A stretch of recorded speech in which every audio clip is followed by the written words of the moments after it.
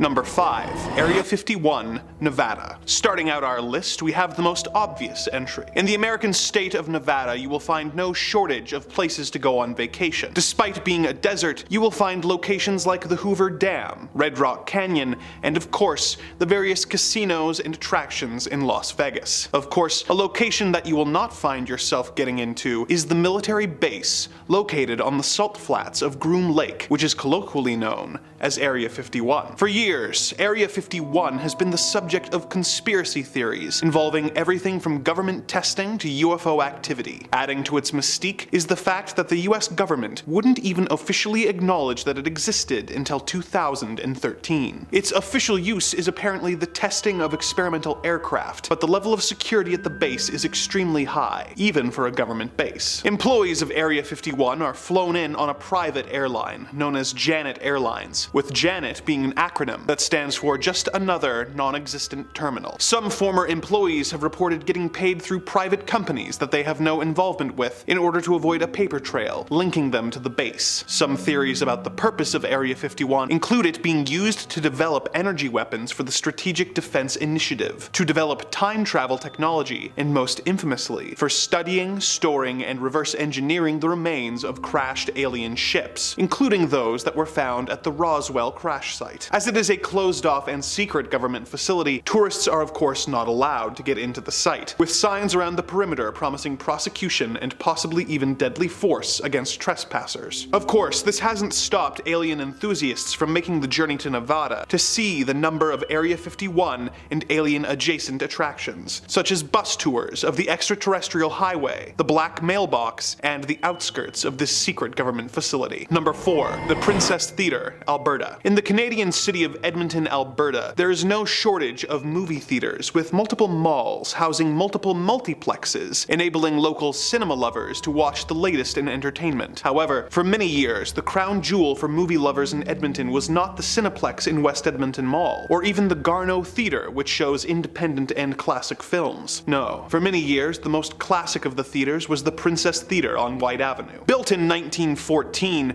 for a then staggering $75,000, this 3-story single-screen theater would show moving pictures, concerts, and vaudeville acts, while also having a basement billiards parlor for those not interested in the shows. The theater was known for implementing extremely novel and modern elements, such as a fireproof projection room, an electric time projection clock, an electronic ticketing machine, forced air ventilation, and even refrigerated fountain beverages. The theater was soon drawn into economic hardship and was forced to construct rental apartments on the upper and lower floors. One of these apartment renters was soon met with a tragic and disturbing end. According to local legend, an engaged woman lived in one of the upper apartments, but mere days before she was due to be wed, she was scorned by her fiancé. She was found hanging from the rafters while dressed in her wedding dress. In the years that followed, employees and patrons of the princess reported seeing a ghostly woman wearing a white dress who would suddenly appear and disappear, ascending the theater's grand staircase, wandering its ornate gold-leafed halls, or even hovering over the projection room. The princess was a staple for local cinema lovers, as well as fans of the paranormal for decades. But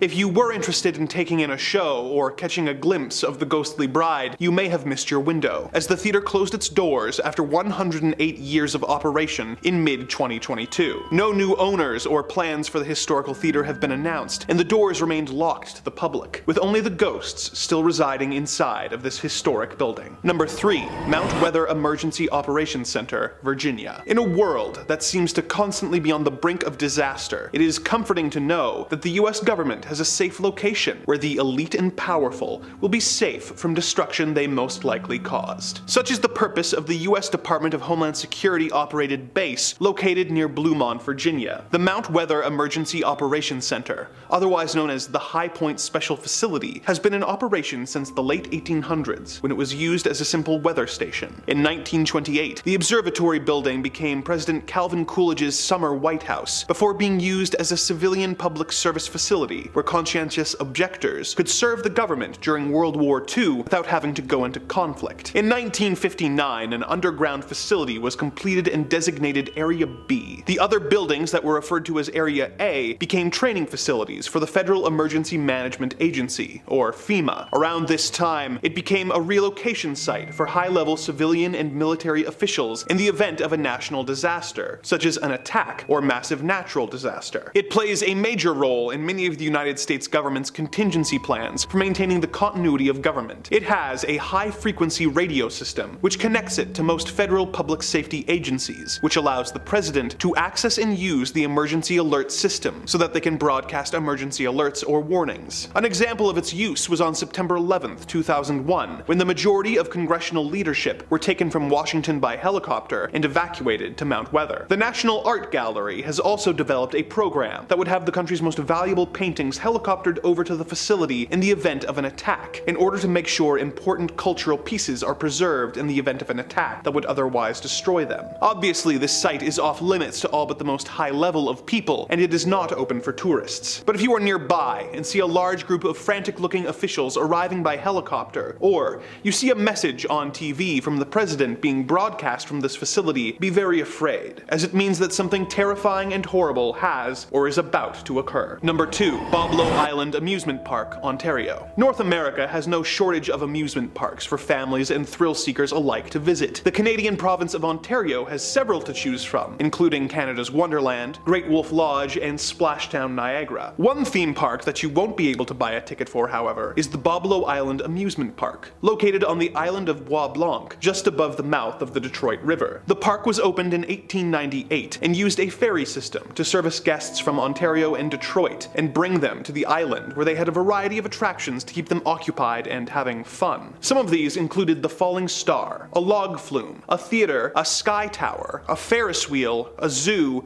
a carousel, and a dance hall, financed by Henry Ford himself. It also had 3 roller coasters: the Screamer, the Nightmare, and the Sky Streak. It also had Boblo's scoot boats, which were essentially aquatic bumper cars. The park operated for many years before eventually closing down for financial reasons in late 1993. There are still ferries that operate in order to get island residents on and off the island, but the now abandoned amusement park has been declared off limits by the property owners. Of course, the dilapidated carousel building, dance pavilion, and sky tower have since proven to be too appealing for urban explorers to keep away from, and the eerie overgrown site still sees a variety of visitors. Like any good amusement park, it of course has a reputation for being haunted by a variety of ghosts. My personal favorite of the ghost stories is the story of Smiley the Magician. Back when the theater still operated and showed a variety of different performers, one of the most consistently booked performers of the 30s and 40s was a magician named Smiley Smilovich. Smiley was an old-school magician who had trained with Houdini in the late 20s and was known for his seemingly death-defying tricks. One of his most famous tricks was a metamorphosis trick, where he would put a trunk on stage, climb into it, lock it, and then have the trunk set on fire. He would escape through a trap door, the trunk would burn away, revealing that he had escaped, and the crowd would go wild. One day he was doing this trick as usual, but when he locked himself in the trunk, he had a heart attack and died. The trunk was set on fire, and the audience was left in terror as Smiley's body burned in front of them. Ever since then, Smiley's ghost would apparently haunt the theater, being sighted watching shows that were performed there, showing a special interest in magic shows. In the years since the park's closure, the occasional rumor of the magician being spotted has come up from the various urban explorers checking out the overgrown buildings. Would you ever be brave enough to explore Boblo Island Amusement Park? And if you did, would you be on the lookout for spectral magicians? Number 1. North Brother Island, New York. The North Brother Island is one of 2 small islands located in the East River of New York City. The island remained uninhabited until 1885, with the only trace of humanity being a small lighthouse that was erected in 1869. The island began seeing more use in 1885 when the Riverside Smallpox Hospital moved from Roosevelt Island to North Brother, when their mission expanded to treating and isolating victims of other quarantinable diseases such as typhoid, tuberculosis, and especially polio. In 1904, a steamship called the General Slocum was set ablaze, and over 1,000 people perished, either from the fire or from drowning while trying to escape, and ended up washing ashore on the island. One of the most famous residents at the hospital was Mary Mallon, otherwise known as Typhoid Mary, who was confined on the island for 20 years until her death in 1938, after having been declared a public health menace for infecting between 51 and 122 people while working as a cook. As public health health measures like vaccines began to be adopted in the 30s and 40s, the need for a quarantine hospital lessened to the point where the hospital was closed. It was converted into housing for war veterans who were going to school in the city following World War II, before being converted into a rehabilitation facility for young people suffering from substance abuse issues. But it was closed in 1963 due to the cost of upkeep and the widespread corruption of the staff. In the years since, it was considered for a variety of purposes, including housing for the homeless and an extension of the jail at Rikers Island. But the danger of the unmarked manholes and the advanced dilapidation of the buildings, which are mostly collapsed and overrun by poison ivy, resulted in such ideas being abandoned. It was eventually decided that the site would serve as a bird sanctuary for herons and other wading shorebirds. Although many of the original 25 buildings are still standing in some shape or form, it has been made off limits to the public and is only available for supervised visits for those intending to go ashore for, quote, compelling academic and scientific purposes. With its history of confinement and death, perhaps it is best that this site has been deemed unfit for public visitation, although the history of the island is indeed compelling. Coming in at number 5, we have Tower of London. The Tower of London is most famous for housing the crown jewels. It was also known throughout history for housing some famous prisoners in their final days before execution. It has been the center of many historical events, so it's no surprise that it's haunted by the ghosts of the past. One of the most famous ghosts that haunts the tower is Guy Fawkes. As the rhyme goes, remember the 5th of November, gunpowder, treason and plot. I see no reason why gunpowder treason should ever be forgot. Every November 5th, British people hold a bonfire to remember the gunpowder treason. In 1605, Guy Fawkes attempted to blow up the Houses of Parliament. He was hoping to kill the king. His plan was foiled when one of his conspirators told the police of the plan that night before the explosion was going to take place. Guy Fawkes was taken to the Tower of London while awaiting his trial. He was sentenced to be publicly executed and brought out to the square of the tower. He spent his last days in captivity in the tower as well as passing away there. Since then, there have been sightings or whispers of Fawkes from those visiting the towers, especially around the 5th of November when his spirit is the most restless. He is not the only famous ghost who is stuck around the tower. There have been many sightings of Anne Boleyn. She is often seen walking around various rooms after closing by security. Others have seen her staring through the window of the room which she was once imprisoned. A couple of guests have entered that room and heard a distant sound of a woman crying for help. It is believed her spirit is stuck here since her life was ended so tragically. Coming in at number 4, we have Pendle Hill. Pendle Hill might seem like a nice place for a hike in Lancashire, but there is much more than that to it. Since 1612, the land has been haunted due to the actions of the townspeople. The Pendle witch trials are among the most famous of the witch trials in English history. There were 11 on trial for the use of witchcraft. They were accused for being responsible for the deaths of 10 people who had recently passed. Only one of the accused was found not guilty, the other 10 were to be executed for their use of witchcraft. Once they were found guilty, they were each hanged for their crimes and buried under the hill. There was one witch in particular who was feared. She was referred to as Alice Nutter. She was wealthier than the other witches and was seen to have the most power. She shocked the town with her complete silence during her trial. These 10 witches now haunt the area. The people of East Lancashire remain cautious of the witches of Pendle Hill. It has been investigated by many ghost hunting teams. Once claimed that there are more than just the spirits of the witches in the area. They claimed there are also children and airmen who were bombed during the war. The area seems to attract tragedy and many have passed there. Locals refuse to go anywhere near the hill after dark as there have been so many sightings of the ghosts. Some have even seen the witches on the hill after dark. One local said they saw what looked like 10 women performing some kind of ritual. Could this be a tribute or the spirits of the witches attempting to communicate with the living? In at number 3, we have Theatre Royal. The Theatre Royal sits in London on Drury Lane. During the late 17th century, the theatre was one of the leading theatres in all of London. There were many famous actors who performed at the West End location on a regular basis. The theatre grew in popularity after the Second World War when they pioneered musicals such as Oklahoma, My Fair Lady and Miss Saigon. It is now owned by the famous composer Andrew Lloyd Webber. Although it's no longer the most prestigious theatre in London, it is one of the first and the longest open. Today it is open with the production of Frozen. What a classic. But it is still one of the most haunted locations in London. There have been many people who have passed through the hall since it opened in the 1700s. There are many stories of tragedies that happened here and spirits that could never leave. Although there have been ghostly sightings, the performers see it as an omen of good luck for an upcoming performance. So they're not so much feared but more so welcomed before a show. The most famous ghost is the Man in Grey. He is a tall man dressed from the 18th 14th century with a top hat and powdered wig holding a prop sword as though he was about to step on stage to perform. There is a story told about why he haunts the theatre. Apparently the man in grey was preparing for his performance when he was stabbed. By who? We will never know. He then walked up into a side passage next to the royal viewing box. He was walled in so thick that no one heard him scream. It is unclear why anyone wanted to do this to the man. His remains were found over 100 years later, and there was finally an explanation for all of the sightings. So if you happen to see him during your visit, try not to get too scared. It means the show will go well. Go see Frozen, it's gonna be a bop. Coming in at number 2, we have Hampton Court Palace. The palace was built in 1514 for Cardinal Thomas Wolsey, the chief minister of King Henry VIII.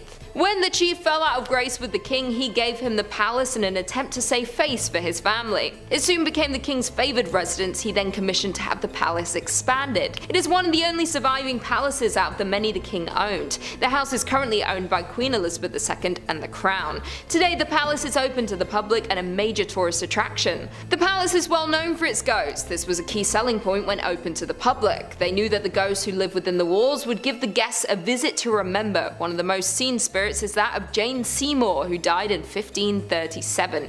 She was the king's third and most beloved wife. She had given the king the son he had longed for. After Prince Edward was born, Jane passed due to complications with the birth. While delighted to have his son, the king was devastated at the sudden loss of his perfect queen. A pale figure in a long white dress is reported to appear on the Silver Stick stairs, which once led up to the room in which Jane gave birth and then passed away. Jane is not only one of King Henry's wives that haunts the halls. Henry's fifth queen, Catherine Howard, had also been seen around the halls. Catherine was known for her wild ways. Her ghost is also known to be more vocal and sighted more often than that of Jane. Catherine was beheaded at the Tower in 1542. She was only 19 when she passed. She had been accused of adultery and treason. It is claimed that while she was being transported to the gallows, she broke free. She ran screaming through the halls, begging the king to have mercy on her. She never reached Henry and she would never see him again. It is said she now spends eternity screaming in anguish through those same halls. Coming in at number 1, we have Stonehenge. No one knows where Stonehenge came from. It has always been surrounded in mystery. Some archaeologists think it was created in 3000 BC to 2000 BC, but it's unclear how they would have the machinery to carve the stones or lift them into place. It is one of the most famous landmarks in the United Kingdom and is now protected to preserve it. It might be strange to believe now, but back in 1915 Stonehenge was up for public auction. Cecil Chubb had no intention to buy the landmark when he went to the auction that day. But when the bids were slow, he managed to win the land for $6,600. Although he had not planned on owning the land or the landmark, once he did, he wanted to restore it. It had fallen into neglect with its past owner and needed some maintenance. He decided that he would fence off the monument and begin charging 1 shilling for admission to pay for a guard and the restorations needed to restore it. There were a group of Celtic pagans named the Druids. They claimed that their people built the structure and used it as a place of worship. The group hoped to continue to hold their annual summer solstice ceremony there as they believed their ancestors did. The previous owner of Stonehenge had banned them for using it as it was on his land. This led the Druids to curse him. They said for as long as they're denied access to their sacred land, then the curse will follow the owner. Just 1 year after the curse, the owner lost his only son and heir to his fortune and land. 4 months later, he would pass away himself, leaving everything to his widow, who put the estate up for auction. Chubb was aware of the curse and did not want some fate to take his own family. He decided to gift Stonehenge to the British government, with one condition: that those who live near the monument visit it for free as he did as a child. It is said the curse still remains, along with the ghosts of the ancestors of the Druids who were buried there long ago. They watch over the land to make sure their descendants are still connected and no one is mistreating the sacred monument. To this day, the British government does allow the Druids to perform their ceremonies each year, until 2019 when the lockdowns forced them to cancel any and all in-person celebrations at Stonehenge. The senior Druid spoke out against this warning, saying that this move would not end well for anyone connected to the land. Yikes. Number 5 on this list is Abbey de Mortimer. This abbey is located in the French town of Mortimer in the Normandy region and has a deep history to it. In the mid-1500s, this was a prosperous area filled with a bunch of monks. It was a growing town that was one of the most successful in the region. This didn't last too long though. When the 1700s struck, things changed quickly. The men who were funding this town grew greedy and cared little for the people that were living there. The abbey itself started to deteriorate and the monks began moving out. Soon it was a shell of its former self and only had 4 monks that it housed. This wasn't the end though, because in 1789 this abbey saw the worst horror of its history. The French Revolution was at its height and sweeping its way through France. Religion was completely out of favor, and that meant the 4 monks that were living there were also out of favor. When the revolutionaries got to this location and found these monks, they didn't hold back. They took them into the cellar of this abbey and brutally massacred all 4 of them with no provocation. People think that this was one of the main incidents that caused this place to become one with the spirits. Since then, many ghostly sightings have been reported at this spot. One of the most famous stories was in World War II. A British paratrooper landed in the forest nearby and was spotted by the Germans.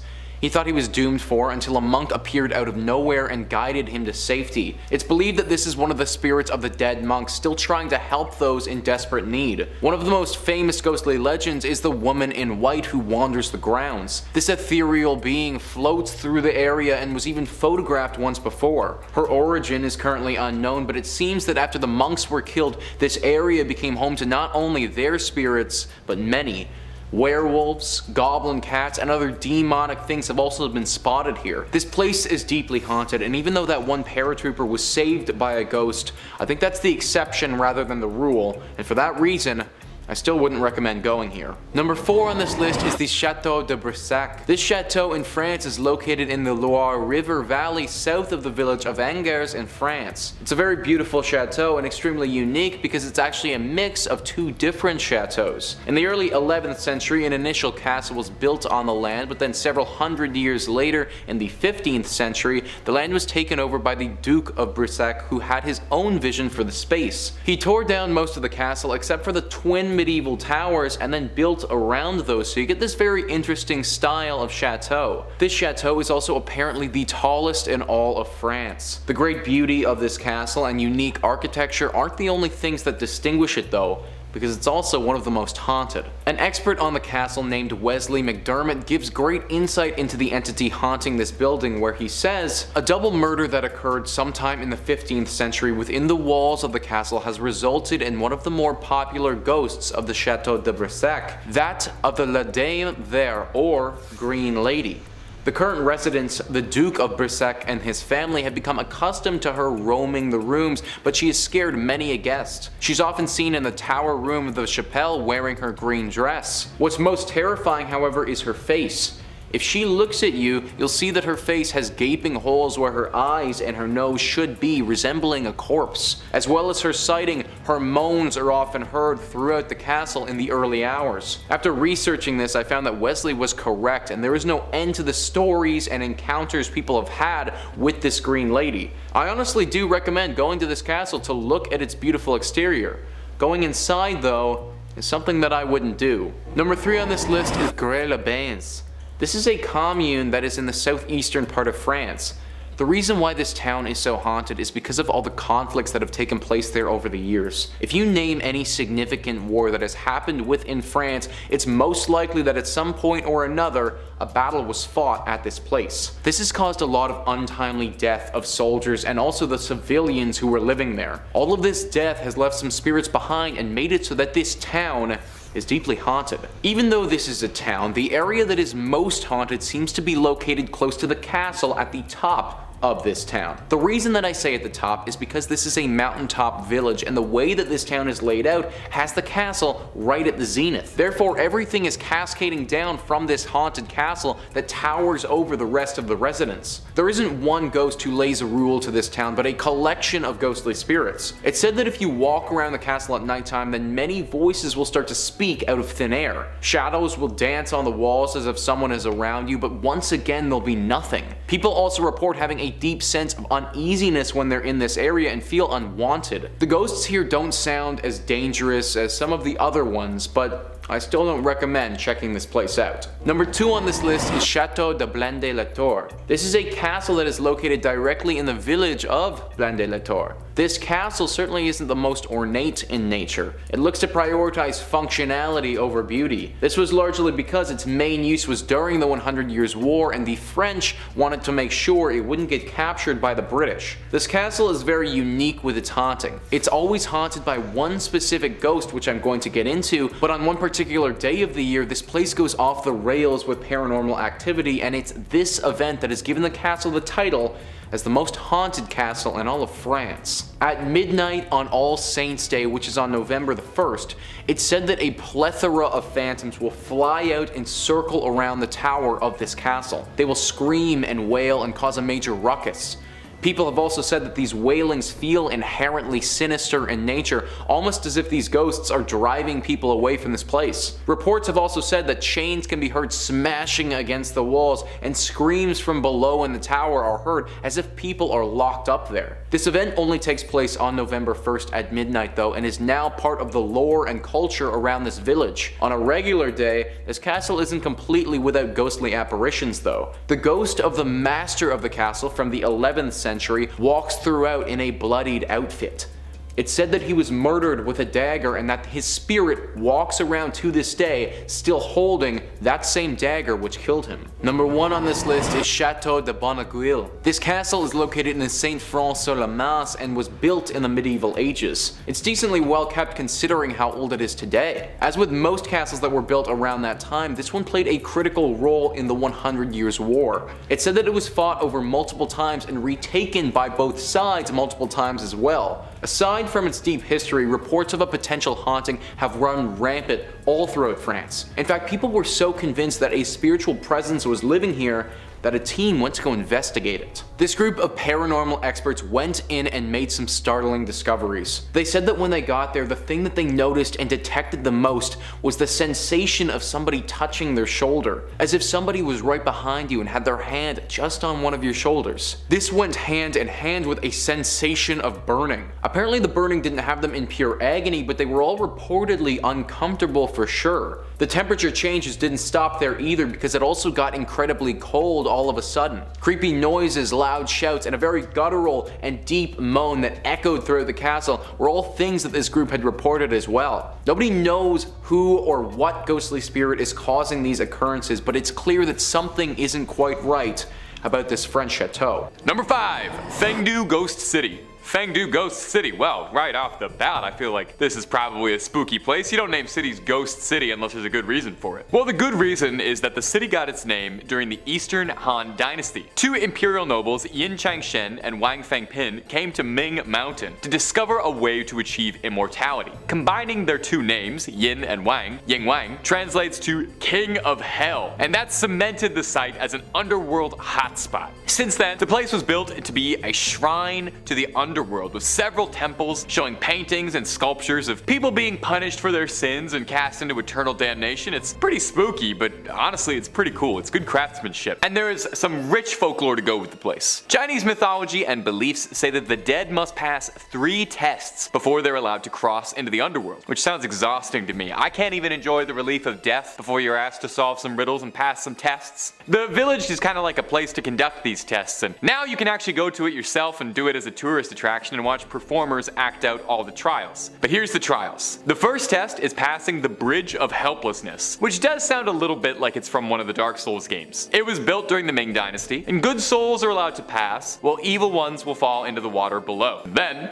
you proceed to Ghost Torturing Pass. Well, that's a fun place to be, where they present themselves for judgment. Finally, the last test is at the entrance to Tianzi Palace, where the ghost must stand on a certain stone on 1 foot for 3 minutes straight. I don't know why I'm standing on 1 foot when the camera is above my waist. You can't tell what I'm doing. I could be standing on as many feet as I want. A good soul will be able to do it, an evil one will fall over. Now this site now is a popular tourist destination due to its very unique structures and fascinating, if not a little bit horrifying decor. I'd want one of those little statues maybe have in my house. I think they're kind of cool, to be honest. And if you're looking for more hellish haunted spots, terrifying tales of poltergeists, ghosts, ghouls, cryptids, aliens, and all kinds of freaks under the sun and above it, while Top 5 Scary is simply the only place to be.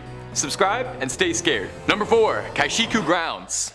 If you go to Kaishiku today, you probably wouldn't think much of it at all. Most notable thing around there is a subway station, and aside from that, there's a vegetable market outside, and you can probably score a pretty decent deal on corn. But if you visited Kaishiku back in the 19th century, however, when it served as an execution grounds for prisoners, you probably wouldn't feel too welcome. Thousands of prisoners were brought to the Kaishiku grounds to serve out their last moments. Every autumn, prisoners were taken through the Zwanwumen, which earned the fun nickname, the Gate of Death at dawn. Awesome. The doomed would then be lined up east to west, their necks stretched by rope to make it easier to chop. Well, that's good. We always want to make it as easy as possible for the guy chopping necks. A singular chop to the neck was considered the easy way out of a one-way trip to Kaishiku. Prisoners accused of more serious crimes would be sentenced to lingchi, which was a horrid punishment of slowly slicing someone many times, leading to it sensationally being dubbed the death of 1,000 cuts by outsiders. These executions were designed to be a public spectacle, something for everybody to come and enjoy, something for the whole family to do when no good movies were playing. Kaishiku was one of the busiest intersections in the outer city of Beijing, so crowds would gather to see these things. Most horrifically about this, though, is that sometimes the prisoners who were executed, their bodies were photographed and made into postcards. Given this sordid history, is it much of a surprise at all that passers-by and visitors claim that they can sometimes see ghostly apparitions making their way through the dark hours of the night, or that you can hear screams at all hours?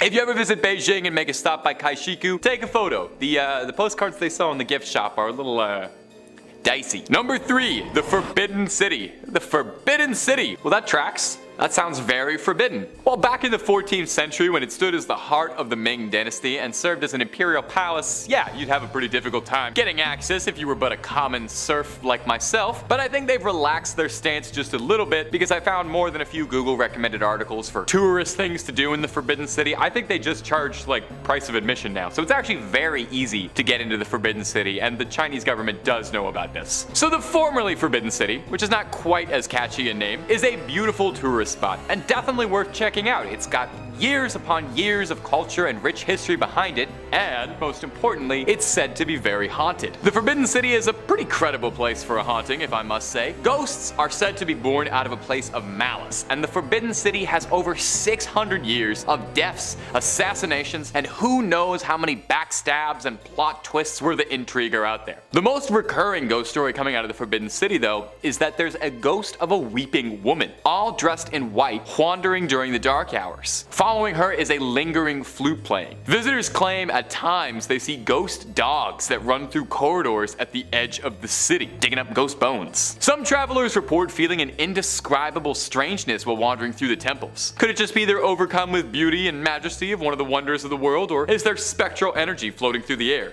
Before we move off on this one, I want you to take a look at this. A travel blog from Vancouver posted about their experiences traveling through the Imperial City. They noted how odd it was that all the doorways had a raised platform. The guide told them that was a way to confuse ghosts to keep them out. They took tons of photos, but only one stood out for them when they came back. See anything suspicious? Like a ghostly figure just kinda hanging right there in the center? Ugh. Number 2, Dead Fengman Village. Coming up next on this list is going to be Fengman Village. Fengman Village is sometimes known as Dead Fengman's Village, which is not exactly the most welcoming name you want to hear, but there's a pretty good reason for it though. The village itself is about as dead as a village can be, long abandoned by an unknown tribe. It's located in the valley of a nameless mountain in northern China's Henan province. An abandoned city left in a nameless mountain. It seems like it's the start of a chosen one, like heroic journey out there, start of a quest. The surrounding landscape is supposedly quite beautiful. A flowing brook, a lush forestry and trees, and buildings from the Qing dynasty. 39 buildings, 200 rooms, all of them left completely vacant. And the weird part? No one even knows why. There is extremely little information to be found on Fengman Village. Who lived there, what happened to them, and so on, making it absolutely rife for urban legends of hauntings and ghosts. It's a fairly popular spot for backpackers and hikers with an interest in the supernatural who are looking to discover something in the lost village. One story tells of a hiker named Maitreya who would make expeditions out to Fengman Village, camping alongside the river just outside with a few companions. On one of his treks, he got the bright idea in the middle of the night to prank his companions by jumping and scaring them, which, let me just say, I absolutely have to respect that. You're camping out in an abandoned ghost village, you have to seize the opportunity to prank your friends just a little bit. Well, before he got a chance, he got served up his own scare because he swears a discordant, sad sounding voice kept calling his name out over and over in a voice he said he couldn't recognize or had never heard before. And none of his friends had any idea what he was talking about. At number 1, Chao Night 81. Our next entry is Chao Night number 81, a building that has a fairly notable reputation, being listed as the most haunted building in Beijing. It's Beijing's most famous haunted house. The ghost most commonly reported in this house is that of a woman who was the wife of an officer in the National Revolutionary Army during the Chinese Civil War in the late 1940s. He had fled to Taiwan with his compatriots before the end of the war and left his precious wife behind. Naturally, she was pretty upset about this. She was despondent. She felt that without her husband, she had nothing left to live for and thusly took her own life. And her spirit has been trapped in the house ever since. Residents who live around the area claim that during thunderstorms you can hear shrill, violent screaming coming from inside the house. Visitors report that walking into the house immediately, you feel a cold chill come over you and a feeling of inescapable dread. Not good. Not good to feel those things. There's stories of people going inexplicably missing connected to this mysterious house. One notable story is that of a British priest who is said to have initially built the property to serve as a church who went missing shortly before it was finished. When an investigation was launched to look for him, they supposedly discovered a secret tunnel that led to a neighborhood in the northeast, and the priest's body was never discovered. Now, another story was that 3 construction workers in the basement of a neighboring building weren't paying attention to what they were doing and broke through a thin wall leading into building 81. They went through the hole and the 3 of them vanished. And now there are people who conspire that this event is what led the government to cancel its plans to demolish the building for fear that it might be haunted. And it hasn't been yet because it's still standing there, and you're more than welcome to visit. You can take a guided ghost tour if you're feeling brave enough, and hopefully you come back.